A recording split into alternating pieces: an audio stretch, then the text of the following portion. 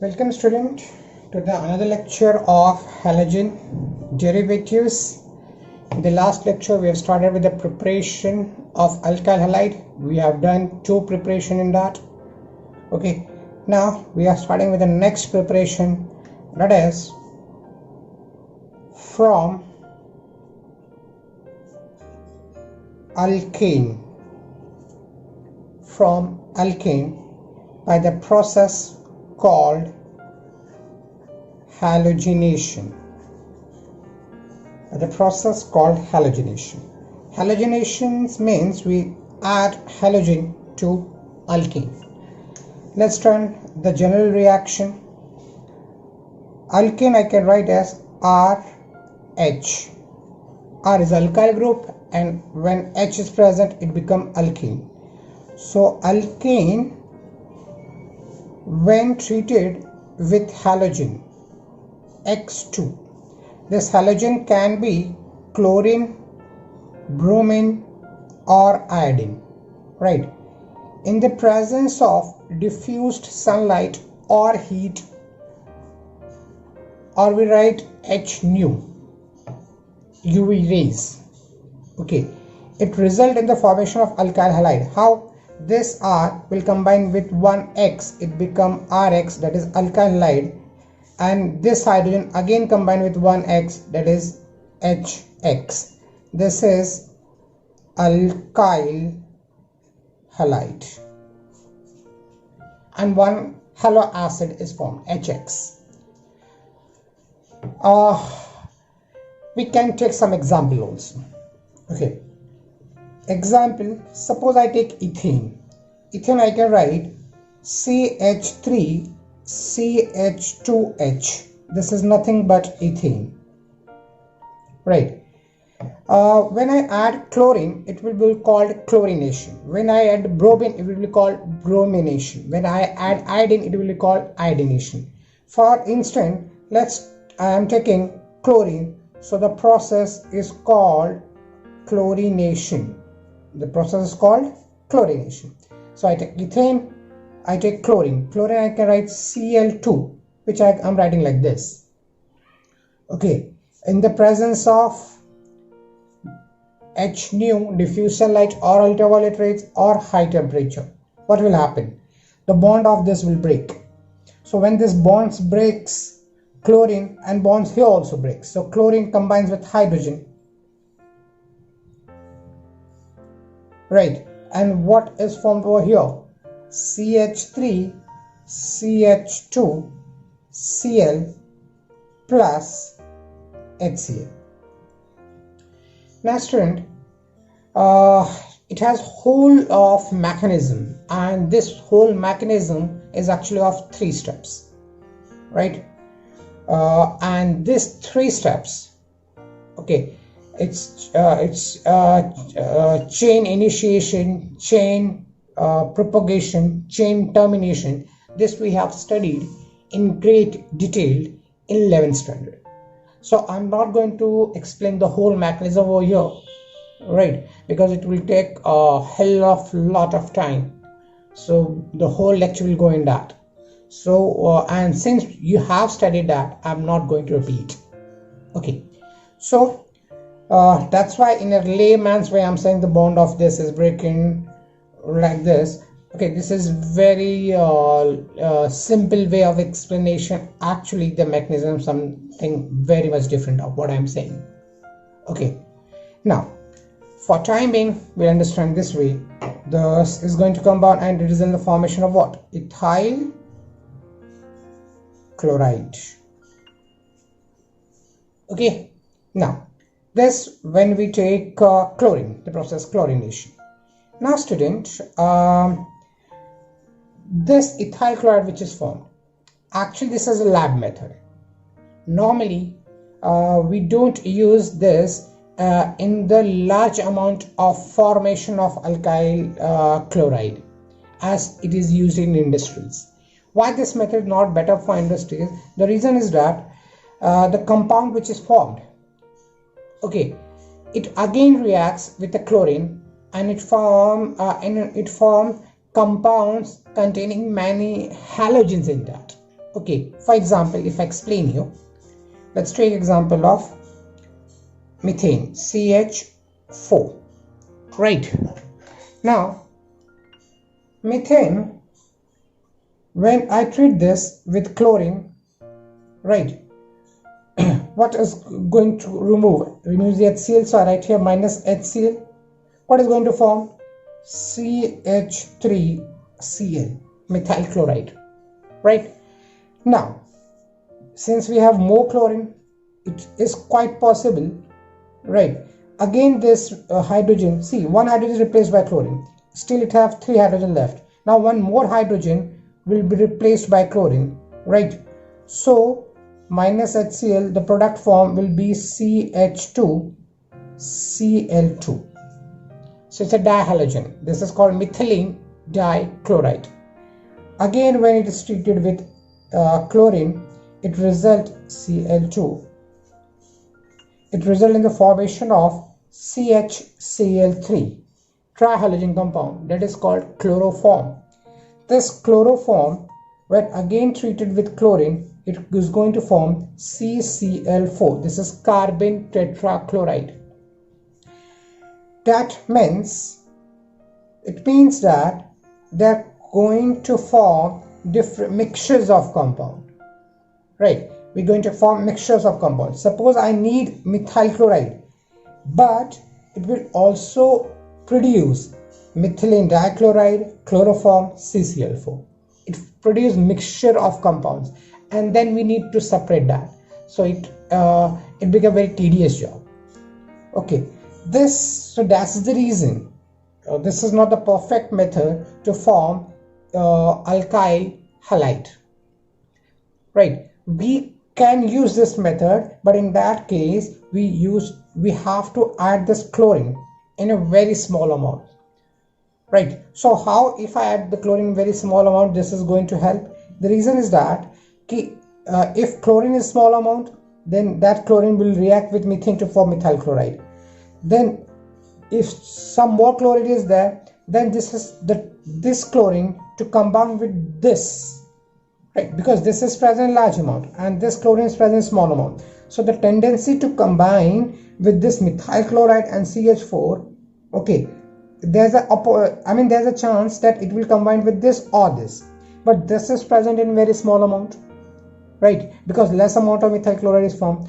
So the tendency to combine the chlorine with this methane will be very high, right? So if it combined with the methane, so obviously the methyl chloride will be produced. Okay, but since this is present in very less amount, so the tendency to will combine this is very, very less. So the probability of combining chlorine with methyl chloride will be far more less in comparison to methane, right? Okay. Now student, this is when we add chlorine. What about if I add bromine? The process will be called bromination. Very simple.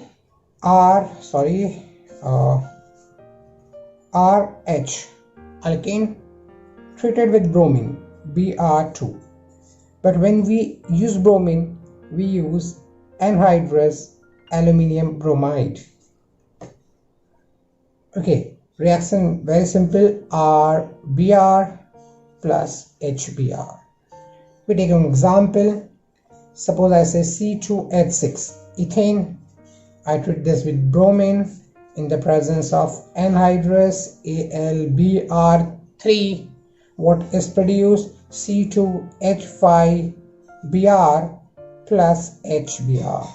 We produce ethyl bromide. So simple. Okay, now moving further.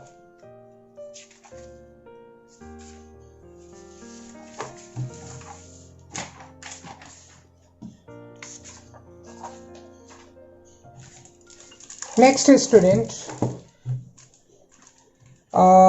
when reaction takes place with iodine, the process is called iodination.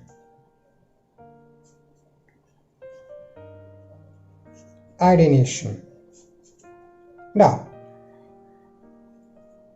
RH plus I2.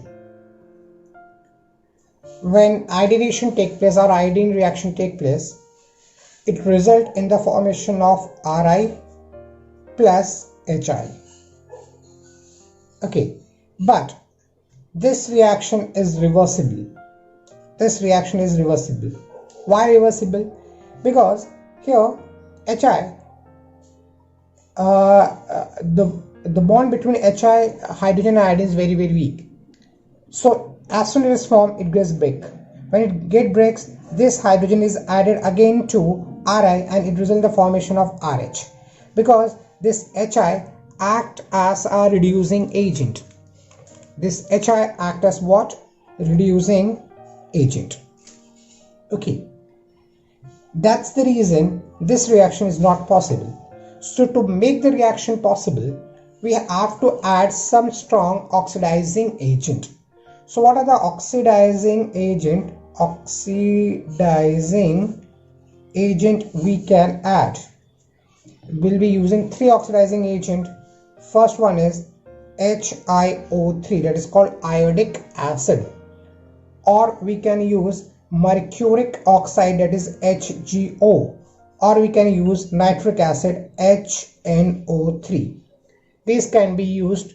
These are strong oxidizing agent, so when we add this, so this reaction does not form. Okay, right? Let's understand by taking each example. Now, I take ethane, C2H6. This ethane is treated with obviously I2 because we have to add iodine in that, but now I am using what? Let's use iodic acid, HiO3. Now student, C2H6 and I will combine to form C2H5I plus. Let's see how many oxygen is here. 3 oxygen. So how much oxygen we have, that much of water will be produced. Okay, so it will produce 3H2O. It will produce 3H2. Now I have to balance the reaction.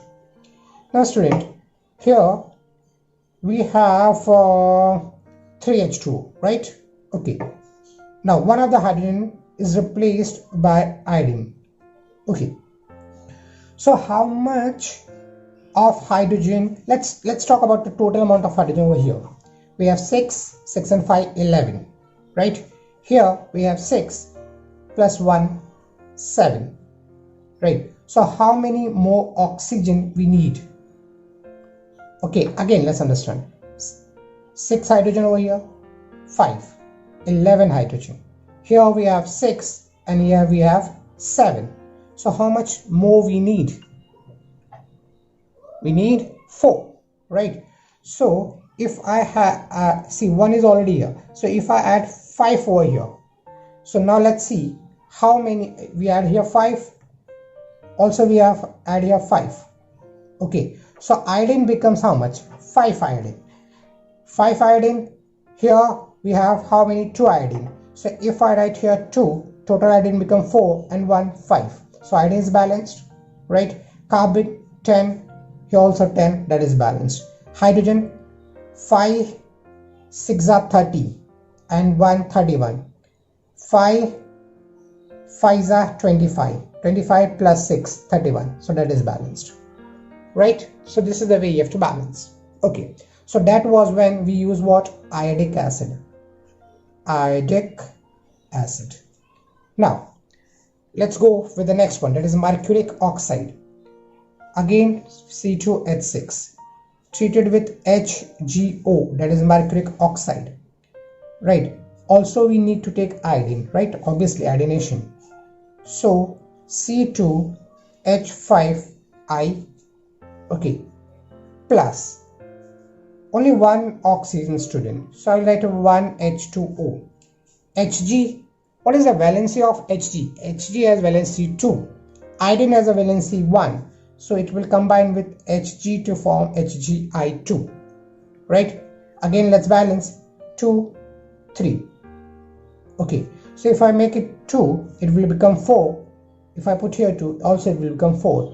So 4 iodine, that is balanced. Hg is 1, that is balanced. Oxygen is 1, that is balanced. Now hydrogen. Now student, this is not hydrogen, this is Hg, remember that. Now how many hydrogen you have? 10 plus 12, right? Here we have 6, so if I write here 2, it becomes 12, right? Balanced. Okay, moving further. Next is with nitric acid. Okay, C2H6 plus I2, nitric acid, HNO3. What will it form? C2H5I, obviously, plus how many oxygen? So it will be 3H2O, and nitrogen is present, so it is going to form NH3. What is going to form? Ammonia. Nitrogen will convert into ammonia. Now if you think about hydrogen, right? So C2H5I, here I have 2 iodine, here I have 1 iodine, right? Balancing, we have to put 8 here. So when 8, here also 8, so total iodine becomes how much? 8. Here 2, I write here 4, right? And 1 nitric acid. Okay, so that is balanced. So that is a balanced reaction. It's not at all difficult. You have to practice this once or twice. It is simple. It's a simple to understand also.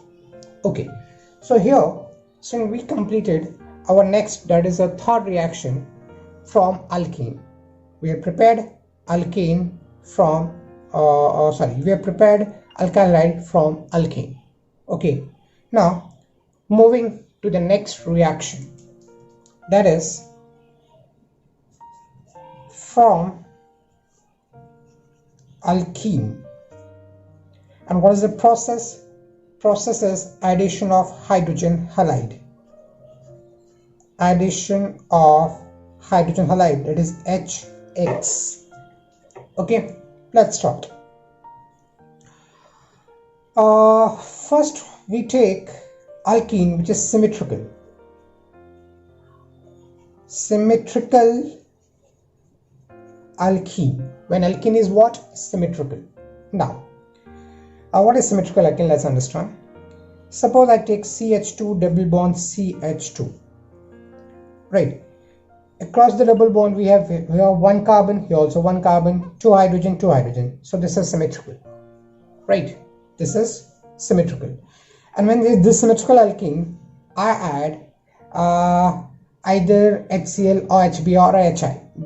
Okay, suppose I take HCl, right? Now what will be the reaction? Understand, student.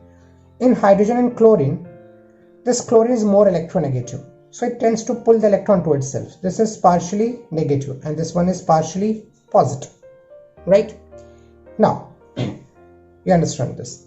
So we understand this is it. Now when the alkene is symmetrical, addition of hydrogen and chlorine can take place anywhere. Means the chlorine can go at this carbon also, can go to this carbon also, right? It is free to go anywhere. Okay, suppose I say the chlorine comes here, right? It has a extra electron. If it gives electron here, this transfer, the electron will transfer to here, right? It will take place like this. So this will get what? Negative charge, and this hydrogen is going to approach to this carbon, right? So what will form?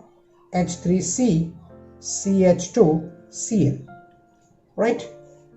See here both the thing is added, so it is also called as what? Addition reaction. That's why addition of HX, addition reaction. It comes under the category of addition reaction. Product formed is ethyl chloride. Okay, now one more example. Suppose same H2C double bond CH2, I take HI, right? Product will be what? CH3 CH2I plus nothing, 1 hydrogen over here and 1 iodine over here, so it becomes C ethyl iodide. Ethyl iodide. Simple. Okay, now we'll see one more reaction.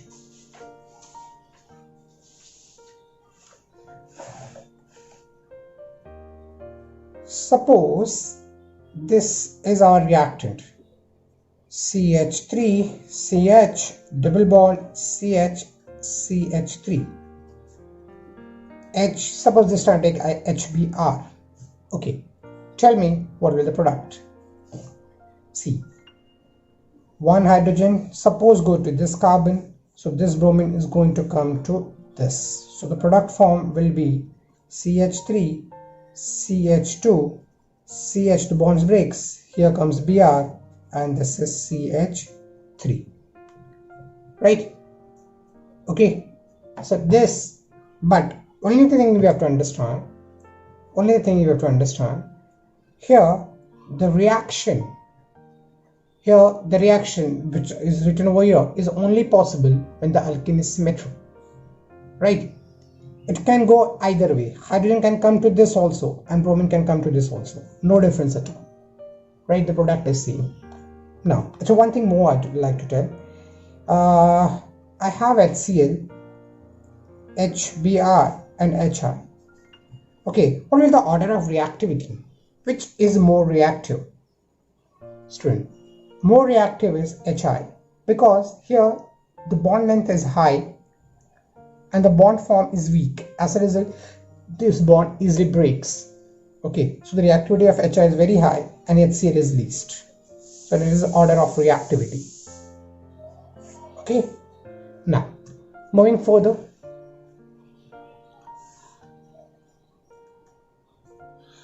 What will happen when alkene is unsymmetrical? When alkene is what? Unsymmetrical. Okay, and student, this is very important. So understand it well. Now, an example, CH3 CH double bond CH2. This is what? Propene. This is propane. When this propane is treated with HBr, we can take HCl also, but I've taken HBr. Okay, now what will happen? Okay, the addition of hydrogen and bromine now will not take place in either way. Okay, there's some rule, and this rule is called Markovnik's. On some book it is written Kov's, K-O-V. Okay, whatever. Markovnik's rule. What this rule says, I will write in short Markovnik's rule, MKR. Okay, the rule says that, you have studied this in 11th standard, student. Okay, try to remember. The rule says that if an unsymmetrical alkene like propene is treated with unsymmetrical reagent like HBr, the negative part of the reagent will go to that carbon which contain less number of hydrogen. I repeat, the law says that, Markovnik's law says that when an unsymmetrical alkene is treated with unsymmetrical reagent, the negative part of the reagent, which is negative part of the reagent? Br. We know HBr, this is partially negative and this is partially positive, so this is negative part.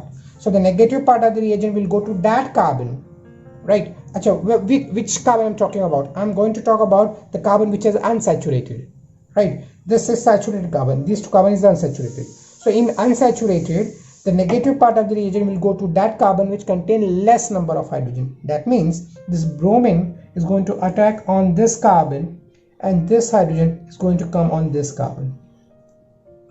Right, student? Okay. So now what will be formed? Product is CH3 CH.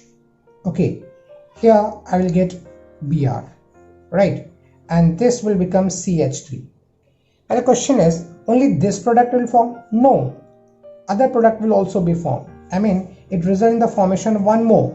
Means it is also possible that Br come on this and H come on this. So CH3 CH2 CH2 Br. This is also possible, right?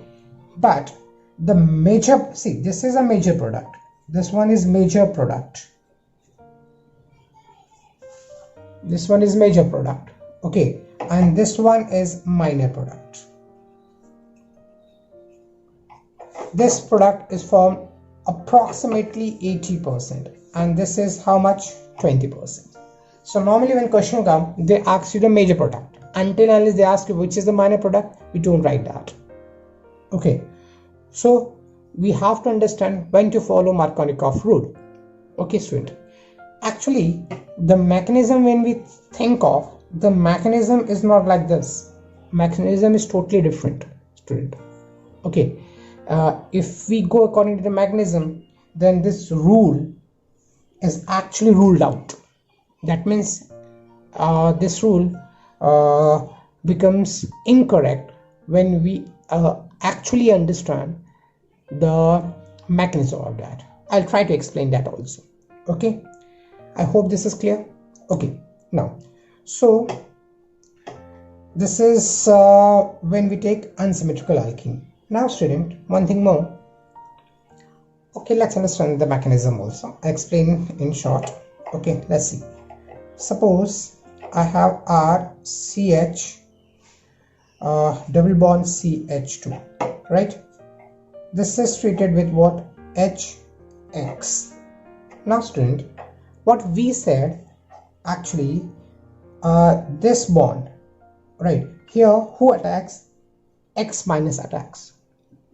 I mean, according to the definition of Markovnikov rule. But actually, when it will dissociate, when I talk about mechanism,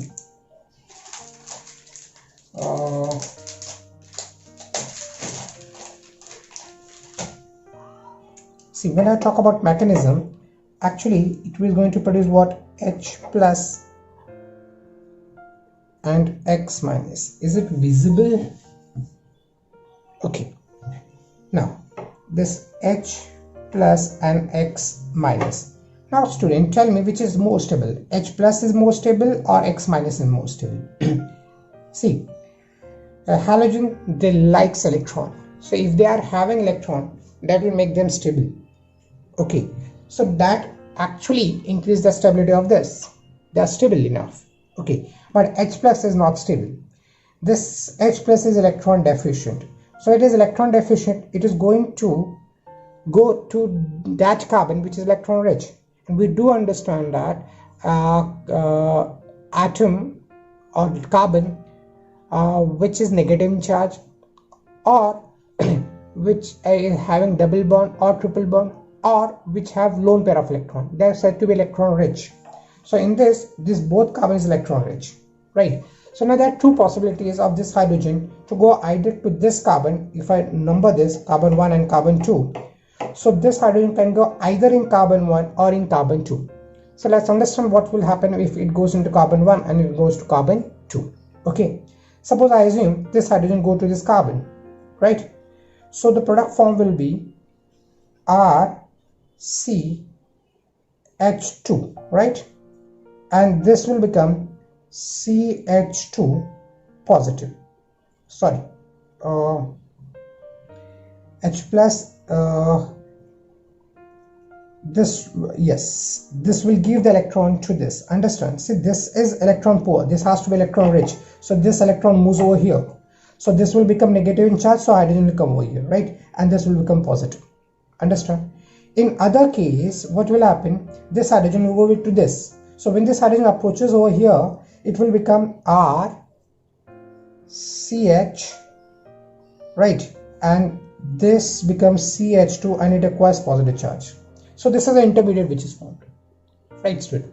Now just think and tell me which carbocation is more stable.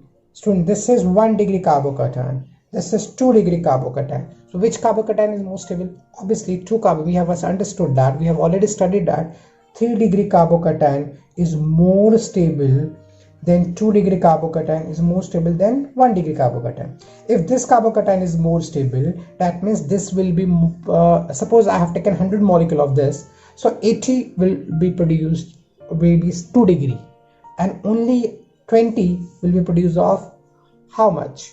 1 degree. So this product form will be, obviously this will be more product, and that's the result. After this, obviously Br will come over here.